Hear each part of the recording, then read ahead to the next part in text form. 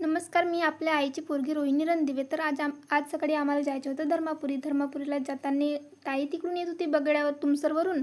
तर तिने म्हटलं भूक लागली आहे, थोडी पोळ्या वगैरे बनव. तर आम्ही लवकर पोळ्या बनवलं. मग आम्ही निघलून, कारण तिकडून ताई पालोऱ्यापर्यंत आली होती. ती सांगत होती की बस येतपर्यंत आली. बाय माऊ निघालो. माऊ आम्हाला सोडून देत होती बस स्टॉपपर्यंत. हे मागे मागे येते, मस्त छान आहे ना माऊ. मग त्याच्यानंतर बस पण आली, आम्ही निघालो.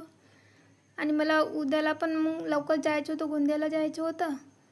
तर मला फक्त 1 दिवसाची सुट्टी मिळाली होती, तरी आली होती. मग त्याच्यानंतर बस स्टॉपवर आली. बस स्टॉपवर ताई पण होत्या.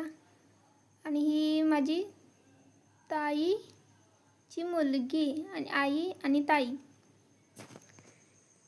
त्याच्यानंतर मग लगेच बस लागली. मग आम्ही आलो लाखांदूरला साड्या वगैरे पाहिल्या. 3 साड्या वगैरे घेतला, पण तो बरोबर दाखवतच नव्हता.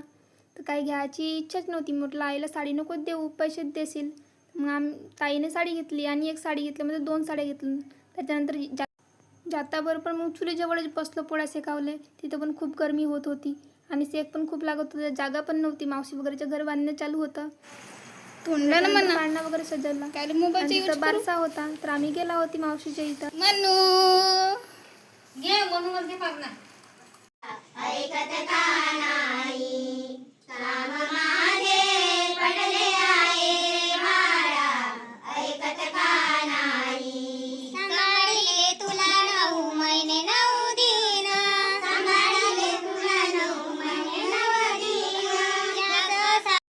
आणि तिचे पाळणं आलं तर ती सगळ्यात माझी मोठी बहीण आहे. आम्ही 4 बहिणी तिथं आला होती. मग आम्ही चाय प्यायला दुसऱ्यांच्या इथं गेलो होते. त्यांनी आम्हाला बोलवलं होतं. तर आम्ही जात होतो सगळेजण पाहुणे. त्यांच्या इथं गेल्या रस्त्यामध्ये नदी पण पडत होती. तर नदीचा कशी आहे, इथून पहिले हा पूल नव्हता, तर मग तिथं डोंग्याने जात होते त्या बाजूला. आता तर काहीच पाणी नाही आहे. आणखी मग पाणी आलं तर जो झाडे पण आहेत ना, ते झाडं पण सुद्धा दिसत नाही.